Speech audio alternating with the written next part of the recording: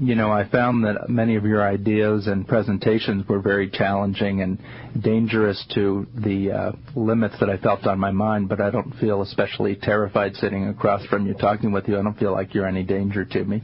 No, I'm a nice man. That's part of the strategy. I'm the doorkeeper to deep, dark water that everybody explores on their own. I am not a guru. I have no particular axe of my own to grind, or at least not with great vigor. The point to be made here is that psychedelics are not an ideology or a position. They are an experience, and an experience is something that we have very intimately ourselves. So it's not something you can teach people or draw too many general conclusions from. It's an experience, but it's an experience that I feel people should have. And when I see a political system or a set of cultural values that are denying people this experience, then I feel like some kind of human rights abuse is taking place. In principle, there's nothing wrong with drugs coming out of the laboratory, but in fact, we don't have a large body of experience with these things, where if you go to a tribal situation and they are using a plant in a traditional fashion, then you have your medical data which tells you that these plant substances don't cause mental retardation, birth defects, Parkinson's syndrome. In other words, these human populations that have used these things shamanically have tested a number of these substances, and they are among the most powerful of all the psychedelics known. So you're not limiting the depth of your experience by concentrating on the traditional botanically derived substance. Any culture is a kind of hallucination, a kind of self-limiting group assumption about reality, and we all are adapted to living within one or several cultures. What psychedelics do is they address a deeper level of human neurological organization. They reveal the brain and its function unconfined by cultural norms and expectations. And this can be exalting, exhilarating, dizzying, terrifying, depending on the personality and the circumstance. The tension between so-called straight culture and psychedelic culture is a tension over values. Psychedelics challenge the assumptions of any cultural or political system, and that makes them dangerous to every cultural and political system. So if there's anything a Marxist dictatorship, a high-tech industrial democracy, or a theocracy, they can all get together on one thing, which is psychedelic drugs are a knife poised at the heart of community values. Well, this is just simply nonsense. And then all the reasons brought forth are, in a sense, a red herring. The psychedelics are among the safest substances known for human ingestion, considering the depth of their impact on human mental functioning. The fact that you pick yourself up 6, 7, 8 hours later and go on about your business with an expanded point of view is quite remarkable. People have a right to get stoned. They have a right to think and explore their own minds. This is as intimate a part of their being as their sexuality. And in any culture which mitigates that is clearly afraid of a full and fair and open dialogue about what reality is and what real human values ought to be. I think anybody who takes a number of psychedelic trips will eventually earn their oak leaves. I mean, there you can spend difficult evenings. People who dismiss this as recreational drugs or hedonism or escapism absolutely do not know what they're talking about. This can be very challenging and difficult work. That's the ocean kayaking metaphor is more appropriate, I think. Don't think meditation and yoga are the same enterprise as taking psychedelics. They are often sold as the same enterprise, but in fact nobody goes to the ashram with their knees knocking in terror over what is about to sweep over them. On the other hand, if you're taking high doses of psilocybin or DMT, this would be a perfectly reasonable response. All kinds of areas of human knowledge are experiencing exponential growth, and what the future is going to be about is the integrating of these growth surges across the surface of the rising wave of change and knowledge expansion.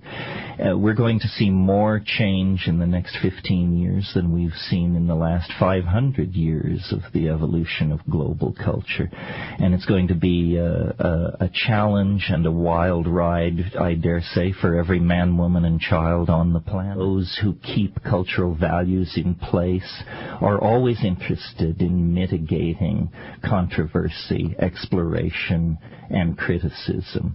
As I said earlier, all cultures are involved in the culture game, and psychedelics transcend the culture game. And whether you're Hasid in Jerusalem or a Tokyo stockbroker or an Andaman Islander, if you take psychedelic substances, your cultural values will suddenly be much more relativistically revealed to you. And that is political dynamite. The tension between so-called straight culture and psychedelic culture is a tension over values. Psychedelics challenge the assumptions of any cultural or political system, and that makes them dangerous to every cultural and political system.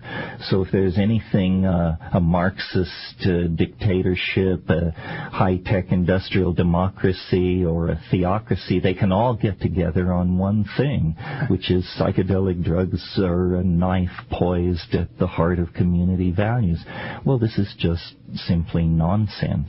And then all the reasons brought forth are, in a sense, a red herring.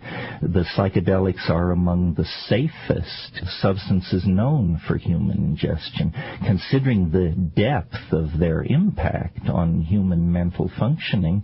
The fact that you pick yourself up 6, 7, 8 hours later and go on about your business with an expanded point of view is quite remarkable. If life is not to be experienced, what is it for? It certainly can't be to go each day to the paper box factory and then come home and consume junk television. I'm interested in everything. To my mind, the psychedelic agenda means visiting the most remote parts of the world, reading the most forgotten and obscure literatures, and having the most extreme experiences that one can enjoy safely. And I view taking psychedelic substances in a category with ocean kayaking, rock climbing, hiking the Andean Trail. It's an athletic, challenging undertaking for people who are interested in limits, their own limits and the limits that the world offers them. For one person to seek enlightenment from another is like a grain of sand on the beach to seek enlightenment from another grain of sand. And I think that's a very powerful message. It says we're all human, we're all in this dilemma together, and our levels of accomplishment and knowledge are so similar that there is no reason to assume superiority and to then submit to a guru or a lineage. Not that there are not things to be learned, But I think the richer style of learning is a kind of camaraderie and co-exploration of reality with an open mind. Anybody who claims they have answers is automatically suspect. I mean, where is it writ that talking primates should have perfect models of the universe at large? If you met a termite who told you he was seeking enlightenment, I think it would provoke a small smile.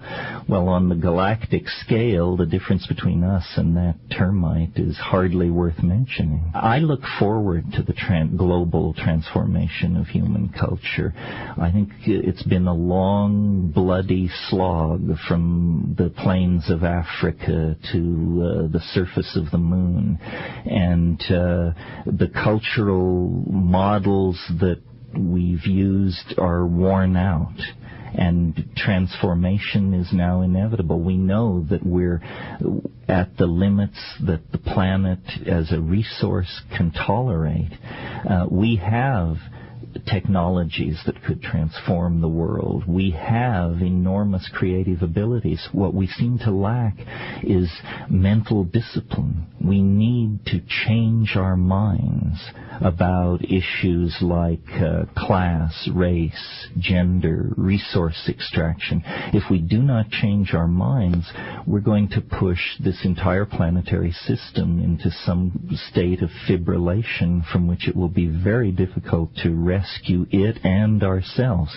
So the great challenge is to change our minds. And I know of nothing that does that in the time frames that we have to operate as effectively as psychedelics. If hortatory preaching did it, then we would have turned the corner with the Sermon on the Mount or with the sermon at the Deer Park at Sarnath or something like that.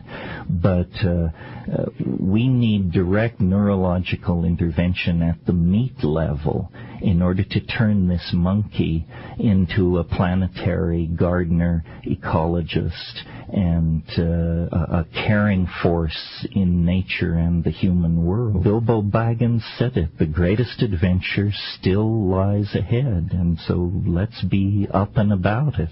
Is he the one who said that? He's one of the ones who said it.